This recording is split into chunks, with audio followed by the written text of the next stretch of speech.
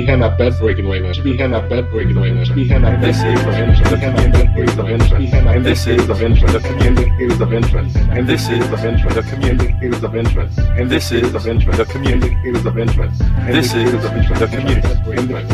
This is the community.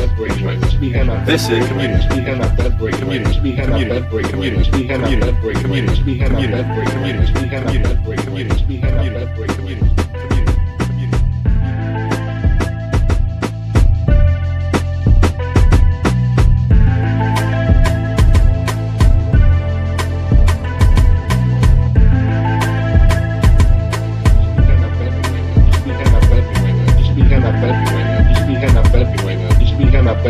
You should be behind that bed right now. You should be behind that bed right now. You should be behind that bed right now. You should be behind that bed right now. You should be behind that bed right now. You should be behind that bed right now. You should be behind that bed right now. You should be behind that bed right now. You should be behind that bed right now. What up, what up? This is your boy, Crisscross 304 checking in, and you're listening to the 20th episode of The Community. Welcome to the program. Lots to talk about in the world of sports. We got shocking shout-outs coming in segment 3. And in segment 2, we'll talk about tonight's matchup between the Bucks and the Raptors. But first and foremost, the Warriors are headed back to the NBA Finals. And I'm sure you're aware of that by the time you're listening to this program. The Warriors swept the Trailblazers last night, winning 119-117. Steph Curry and Draymond Green become the first pair of teammates to have triple doubles. And it can be said that the Warriors, despite close games and multiple come from behind victories, absolutely dominated the Trailblazers in this series. First of all, they swept them 4-0. They won 2 games at home as well as, more importantly, 2 games on the road. And that allows one to say that the Warriors dominated the Trailblazers. And I know there's an argument to be had that the Trailblazers had opportunities to win, but it was almost like the Warriors were just toying with the Trailblazers, not playing well or using much energy in the first half and relying on their ability to come back and play team basketball in the second half of almost every game except game 1 when they jumped out to an early lead and never looked back. The sweep also gives the Warriors multiple days off, at least 4. And that is only if the Bucks win the next 2 games. Should the Raptors win another game and the Warriors are looking to have about a week off before the beginning of the NBA Finals. It's a much needed break. Number 1, hopefully you get Kevin Durant back after this break, which will only make the Warriors better. Of course, they're playing very well without Durant, as well as 2 other starters, but that's just because of the good coaching ability of Steve Kerr and the very good team basketball played and displayed by the Warriors. As you see, other than the Rockets series, and they even played well then, but in the other 2 series, and probably we can say in the NBA Finals as well, the Warriors are superior when it comes to team basketball and having the ability to move the ball around and find open looks from three-point land, as well as open jumpers inside the arc. As we look at potential matchups for the Warriors in the NBA Finals, you're looking at the Bucks and the Raptors. Now, the Warriors will have a tougher time slowing down the Bucks than they will the Raptors. The Bucks have the ability to play good defense, as well as having Giannis, the Greek Freak, Antetokounmpo, who did not play well in Game 3. But when he shows up, he shows up. The question is, can either of these teams stop the Warriors? And I'm betting no, they can't. And the Warriors will go on to win another championship. The Warriors are breaking all types of records. First team to go to 5 straight finals since the 1966 Boston Celtics. But it can be easily compared and said that this is a much better dynasty than that of the Celtics. It was much easier at that time, of course it can be argued, but it was much easier at that time to go on a run, to go to 4, 5, 6, 8 straight championships, whatever it may be. Now the league is so competitive and so well-rounded that you almost have to be perfect in order to go to 5 straight championships, and that's what the Warriors are. Maybe not perfect, but about as close to perfect as you can get. The league is much more competitive than it was in the 60s. The Warriors, although playing very well, it's hard to say that they're dominating the league in the way that the 1966 Boston Celtics did, but that's because of the parity. There's much more parity now. There's much more competitiveness. Teams are closer and more equal and have superstars on every team, which you can't say back in the 60s. It's much harder to do what the Warriors have done as compared to any team before them. And it can be said, of course, again, you can make an argument, but it can be said that the Warriors are the greatest dynasty in NBA history. Again, Draymond Green and Steph Curry, first 2 teammates to have triple doubles in the same playoff game. And that's something we've seen without Kevin Durant. Of course, you have to say Kevin Durant makes the team better. But at the same time, when Kevin Durant is not in the game, this team plays much better offensive basketball and has the ability to move the ball around. They don't always have to look for one player to get the ball to. But instead, everybody gets involved, even guys coming off the bench. And despite missing a few starters, the Warriors have not shown any signs of slowing down. And I believe that the Warriors will win the NBA championship in 5 or 6 games. It's very unlikely that they'll get the sweep like they did against the Trailblazers, because you're talking about the NBA Finals, and either team they play will squeeze out a victory somewhere, maybe even 2, to force a Game 6. But nonetheless, the Warriors will go on to win another NBA championship. This is your boy, Crisscross 304. You're listening to the community. Stay tuned as we return after this message for segment 2 and tonight's matchup between the Bucks and the Raptors. This is your boy, Crisscross 304. Stay tuned. Black male. Man, fuck the law. Fuck it, I ain't paying shit. Black male. Yeah. They put a motherfucker in jail. Say what? Black male. Yeah. Pay us $500 and you out on bail. Black male. Yeah. They put a motherfucker in jail. Say what? Black male. Yeah. Pay us 50 grand and you out on bail. You wanna get out of jail, you better listen up. The judge set your bail and it's time to pay up. CO's always got that itch, so pay your fucking money, bitch. Blackmail these motherfuckers all day, what? Popo sets a scam in motion like what? Locked behind bars with only one wish. Pay your fucking money, bitch.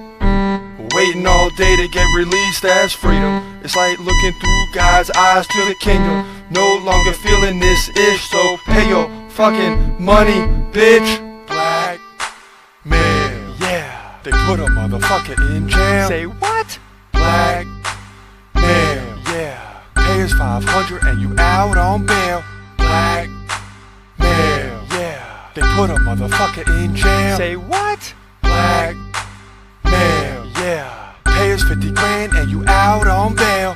Rolling through the city on my bike, popping willies. Messing with police, saying fuck the fraternities. But now they armed up like many military. What up, what up? This is your boy, Crisscross 304. Welcome back to the community. You're listening to segment 2. In segment 2, we're going to discuss tonight's matchup between the Bucks and the Raptors. And just like the Warriors dominated the Trailblazers, it can also be said that the Bucks are dominating, in some form or fashion, the Raptors. Now, they did lose Game 3, but they lost in double overtime. And the starters for Milwaukee, for the Bucks, did not play very well. And that is bad news if you're the Toronto Raptors. Does that mean they won't win Game 4? Absolutely not. They could very easily win Game 4 and knot this series up 2-2 going back to Milwaukee in Game 5 and totally turn this series around. So a lot up for grabs tonight in Game 4, and this may decide the series, because if the Raptors lose tonight and the Bucks get a 3-1 advantage going back home, this series is over. No questions asked. But if the Raptors cannot get a victory, or if the Bucks cannot get a victory and this series is tied 2-2, anything could happen in a 3-game series. Whatever team wins 2 out of those final 3. So tonight's game is a big game. Should have a high TV rating. Lots of people should be paying attention because we want to know who is going to face off against the Warriors. But the question is, does it even matter who wins the series? Probably not. The Warriors will more than likely go on to win the NBA championship. But the best team to try to end the Warriors' streak of NBA championships is the Milwaukee Bucks. So basketball fans who want to see an upset in the NBA Finals should be rooting for Milwaukee tonight. Giannis, the Greek Freak Antetokounmpo, did not play well at all in Game 3. So look for his best effort tonight. I would expect Antetokounmpo to get in the high 20s, low 30s as far as points scored, and be well over 10 rebounds. If the Bucks are going to win tonight, Giannis Antetokounmpo, the Greek Freak, if you will, needs to have at least a double-double. And remember, I said that. If Giannis does not have a double-double tonight, the Bucks will lose. But I fully expect him to do so after a poor performance. And at this level of the NBA playoffs, it's not that guys take the night off. But I think in Game 3, Giannis wanted to get his teammates involved more than he wanted to take control. But if the Bucks are going to win, Giannis has got to get over that and instead take control. Because you're at the point now where you're in the conference finals and you only have about 6 to 8 games left maximum on the season. So there's no reason to save anything. Everybody is tired. Everybody is hurting. And there's no better time than for Giannis Antetokounmpo to take over the game. And again, he will tonight in Game 4. Many regular mainstream people that don't watch the NBA night in and night out don't even have an idea, really, of who Giannis, the Greek Freak Antetokounmpo is. And that's why I'm telling you to tune in tonight, watch the game. We'll have the live stream going on the YouTube channel, your boy Crisscross 304. We'll have updates on Instagram at Crisscross 304. But you want to get to know who this guy is before the NBA Finals begins. Because make no mistake, when they do begin, and I'm telling you now, the Bucks will be there. Unless they lose tonight, then we have to reevaluate. But you don't want it to be your first time seeing Giannis play in the NBA Finals, because he deserves more than that. Very good player. And has the ability, obviously, to be the NBA Finals MVP. And I think you'll see a different level or a different type of Giannis in the NBA Finals should they get there, because there'll be nothing to save. Legs are dead anyway, bodies are tired, and you're going to need Giannis to take over from here on out, especially if the Warriors are getting multiple days off. But in terms of the matchup tonight, it should be a good one. The Raptors will outplay the Bucks in terms of a full team. They will outscore the Bucks in terms of the starters minus Giannis, because Giannis is going to put up in the high 20s, low 30s, and you can expect him to be near 20 at halftime because he's going to get a fast start in the first quarter. I'm looking for Giannis to have at least 10 points in the first quarter before he slows down through the second and third and then heats it back up in the fourth quarter. That's my prediction. Bucks win tonight, 110-100 roughly. This is your boy Crisscross 304. Stay tuned for segment 3 here on The Community, where we discuss, as always, shocking shout-outs. You're listening to The Community with your boy Crisscross 304. Stay tuned. We'll be right back with you here on the program. Yo, Crisscross, why you always hogging the beat from beginning to end? Well, I can't let the devil creep in. But for you, I'll let the beat bend, baby. Jesus education? What? Jesus education? Back off. Jesus education? Let's go. Jesus education? You ain't know? Jesus education? Hardcore. Jesus education? Jesus Education. Wake up, Jesus Education.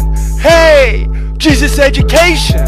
Shine a light, Jesus Education. So bright, Jesus Education. All day, Jesus Education. Yeah! Yo, this is what you call letting the beat bend, baby. Let the beat bend. Let the beat bend, baby. Let the beat bend. Let the beat bend, baby. Hey. Jesus Education? What?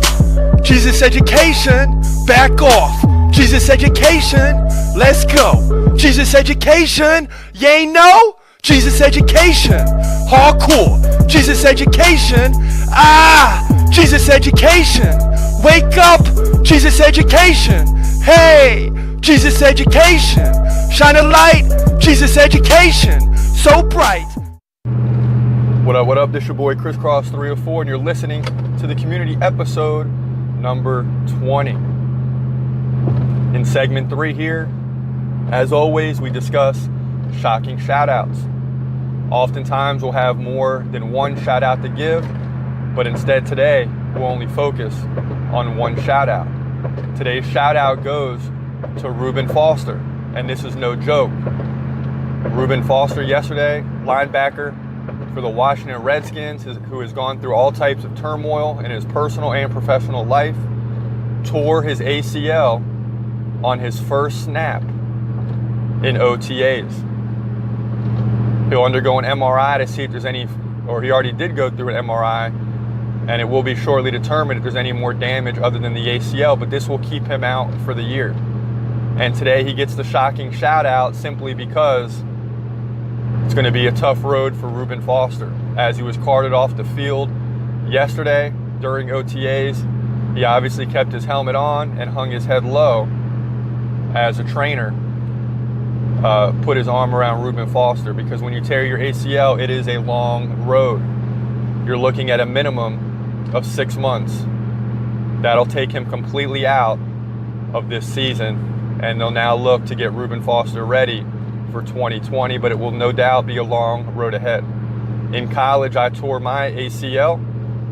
I was a college football player, and I made it through the whole season, had a pretty decent season in my redshirt freshman year, which is my second year in college. And with 19 seconds left in the game, I caught a pass over the middle. We were down 6, and I should have just ran out of bounds about the 40-yard line. But instead, I saw an opening, thought I can get to the end zone, and decided not to go out of bounds and turn it up, because in college, when you get a first down, the clock stops regardless. So I didn't have much to lose. I turned it up, and what happened was the safety and the cornerback, who I tried to split, one went low, one went high, and my leg was stuck in the ground as the cornerback hit my knee, and snap goes my ACL. And the college I played for at the time did not have good medical treatment and things of that nature. Fortunately for myself, I got surgery by way of the Miami Dolphins doctor at the time, who did a great job on my ACL. But even the rehab following the surgery is an absolute nightmare. In the first week or two, when you try to lift your leg off the ground as you lay on your back, you don't realize how much weight is put on your knee, and it feels like someone is tearing your knee wide open. But as time goes on, you start to get stronger and stronger. You start to be able to do more and more as far as therapy, and eventually you'll get back on the field and start doing squats and shuffles, karaoke, things of that nature. But today's shocking shout out goes to Reuben Foster, simply because I know what type of rehab lies ahead for him, and it will not be easy for Reuben Foster over the next several months. Not only because he's dealing with the ACL now and will miss the entire season, that's hurtful enough, but also everything he's gone through in his professional and daily life. This is a major setback for Reuben Foster, who just signed with the Washington Redskins. Big shout out to Reuben Foster. May you get healthy as soon as possible. As football fans, we hate to see anybody get injured, and we want every team at their best at the start of the season, but that cannot be said for the Washington Redskins. As Reuben Foster went down, head coach John Gruden and team president surrounded him to comfort him, but nonetheless, they are hurting as well. That's the situation in the world of sports. That's today's shocking shout out. Again, may God bless Reuben Foster. This is your boy Chris Cross 304. You listen to the community. We'll see you tomorrow. Have a great Tuesday, and God bless. Let's get it together. He's gon' fight, he's gon' fight. Hold your breath till the end of the night. Last fight of call, UFC at its height. Bringing that thunder with all his might. Saying, step up, wanna fight? Hold up, think twice.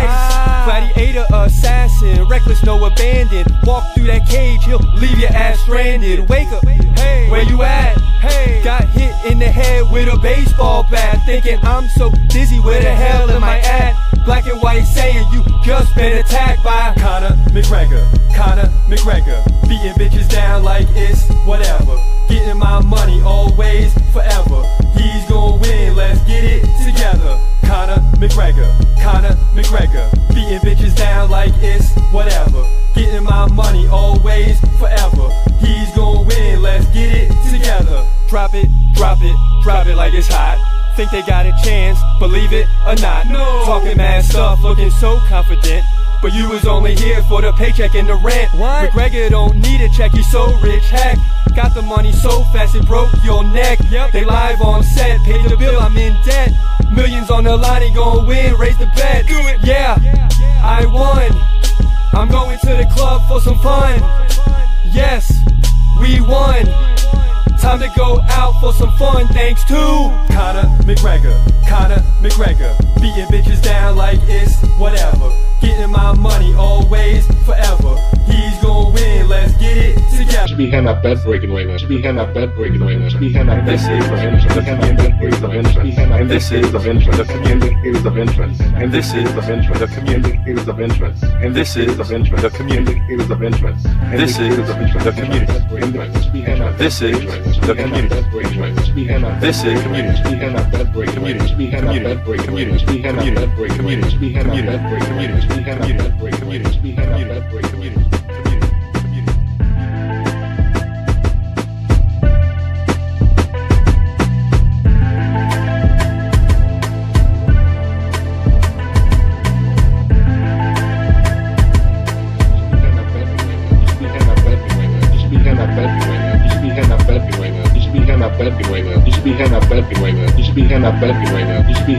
right now. You should be hand up bed right now. You should be hand up bed right now. You should be hand up bed right now. You should be hand up bed right now. You should be hand up bed right now.